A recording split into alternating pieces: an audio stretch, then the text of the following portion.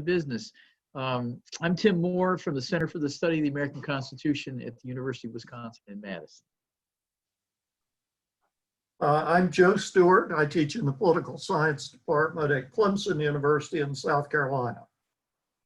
And I'm Jack Barlow. I teach politics at Juniata College in Pennsylvania. And you are? Hi, welcome. My name is Amelia Wilson, and I'm a junior at Easthampton High School. Hi, my name is Allison Gardner, and I'm a senior. Hi, my name is Sadie Bromberg. I'm a junior. Hi, my name is Emily Conley. I'm a senior. This is our lovely teacher, Ms. Kelly Brown, and our mentor, Hannah Wazinski. Lovely teacher. Okay. I'll read the questions, and it's obviously question one, and we'll get down to business. The states sent delegates to the Philadelphia Convention to join with other states in devising and discussing all such alterations and further provisions as may be necessary to render the federal Constitution adequate to the exigencies of the Union. To what extent, if any, did the delegates follow their instructions? What experiences of state governments under the new Constitution after independence might have influenced the creation of the U.S. Constitution? Do the decisions of the Supreme Court function as a continuing constitutional convention? Why or why not? You may begin. The need to alter the Articles of Confederation was obvious during the Confederation period. Taxation and commerce amendments that would have addressed its problems failed to pass the unanimity threshold.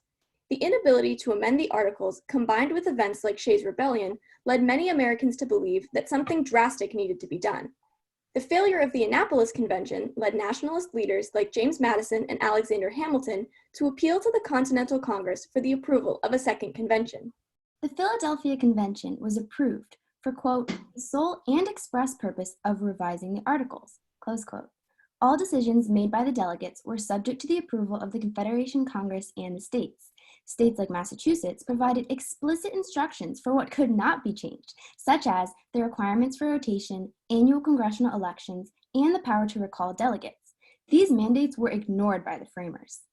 Rhode Island's refusal to send a delegation prevented them from achieving unanimity and provided an excuse to create a new, stronger form of government.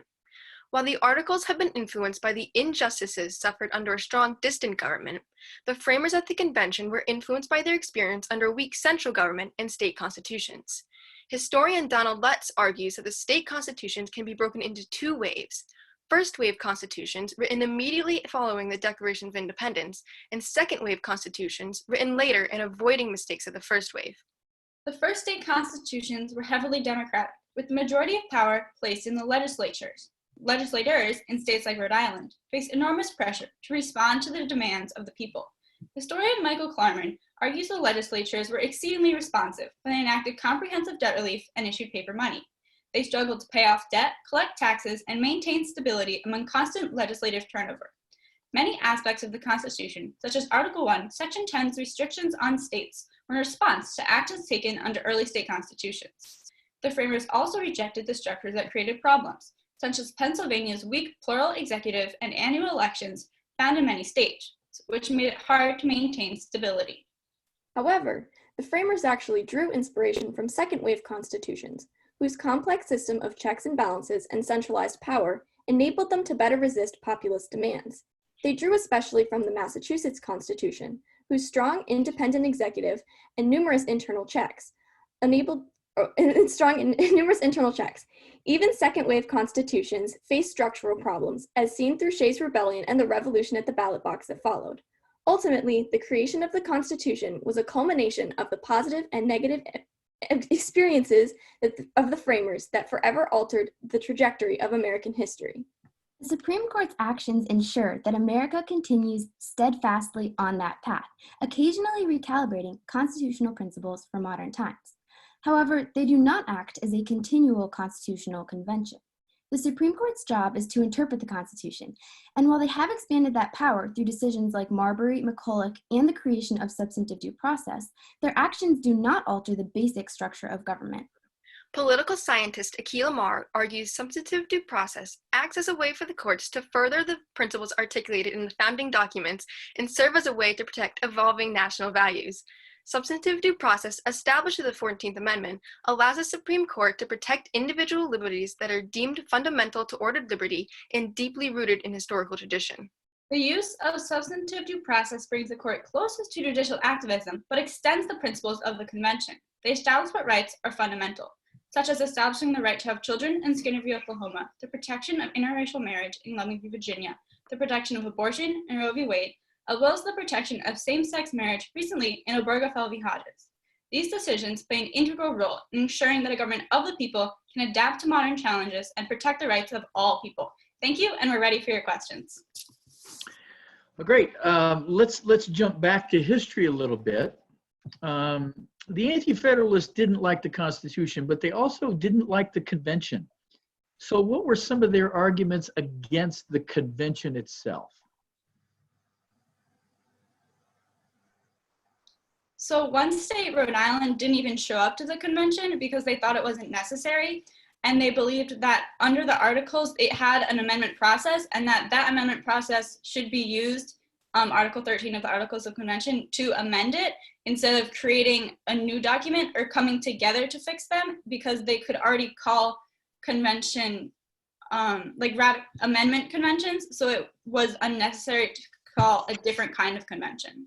I think that another major concern was that the convention was held in secrecy. Patrick Henry himself said, "I smell a rat." And I think that that is so true for the people who weren't as involved in the convention's process. So you talked a little bit about substantive due process and the expansion of civil liberties. But of course, most of that rests on a constitutional amendment, right? The 14th Amendment. So is the 14th Amendment an invitation to judicial activism in a way that the original Constitution is not? Or how does that change things? I don't believe it is, because judicial activism, though it has been argued that it's really just a criticism of the court that they are making law rather than interpreting it. And I personally don't believe that they do this because they spend so much time to ground their decisions in the Constitution. In continuation off of Emily's point, Justice Roberts, in an interview on judicial activism, said that the courts like to act more as an umpire in the rulings rather than an actual player. I disagree that the courts use judicial activism, but I don't think the 14th Amendment gives them more leeway to do so. In the Sebelius case, regarding the Affordable Care Act, the court ruled that using Article 1, Section 8, Clause 3 to force people to take part in interstate commerce was unconstitutional, but then they took that a step further and said instead you can tax them under Article 1, Section 8, Clause 1. And additionally, in doing that, they made a bill that came out of the Senate have to do with taxation, which violates Article 1, Section 7. So I think that is very clearly judicial activism, but it is based on the body of the Constitution, not something that came out of the 14th Amendment. Okay. One of the things I haven't heard you say much about is ratification. Was the ratification of this document a foregone conclusion, or what was involved in the politics of ratification? So Massachusetts handles ratification by proposing amendments to the Constitution. Some of the amendments we now see in our Bill of Rights, such as the 5th Amendment, the 7th Amendment, and outside of the Bill of Rights, the 11th Amendment, which later overturned Chisholm v. Georgia. Massachusetts also, they address the vagueness of Article 1, Section 3 with representation, and they also address Article 1, Section 4, Clause 1, which has to do with when Congress can intervene with elections. So New York took this in a very different way than Massachusetts, with the need that New York needed to ratify the actual Constitution, or else our nation would have been divided. Federalists like James Madison and Alexander Hamilton came out with all the Federalist Papers that we know and love today. Another state, Pennsylvania, ratified the Constitution very quickly, and the majority knew that they would win, but they didn't want the minority to have a chance to speak or to influence other people. So they ratified it very quickly, but the minority coming out of that published the minority of the dissent of the Pennsylvania ratification and suggested changes that they thought, they had substantive changes that were all denied, but some of the personal liberty changes are seen today in the First, Fourth, Fifth, Sixth, and Seventh Amendments. On the opposite end of the spectrum, some states like Rhode Island held out until they were forced to ratify. They were threatened to be completely barricaded off. And then South Carolina waited until the Bill of Rights was promised to them and they were guaranteed that they would have that Bill of Rights. How long do you think the other states would have waited for Rhode Island? Well, they didn't need approval from all of them, so I think they would have just moved right on. Okay. Hey, how representative do you think these guys were at Philadelphia? I don't think they were. I think the Constitution is just a continuation of how the government had been before. They were mostly white male land owning the elite. And so I don't think they did a good job at representing everyone, especially as women, African Americans, any minority wasn't really represented at the convention. Does that mean the ratification conventions are better than the Philadelphia Convention in terms of representation? I think in some ways they were, in which the states could decide who could vote, and so different states had different rules. Like Pennsylvania allowed any white male to vote. They didn't have to have large property requirements. But I don't think, looking at how democracy ideally should represent everyone, I don't think they were better because they still excluded those other classes. And you get the last one, Sadie. Well, thank you. Thank you. I guess I'll start out.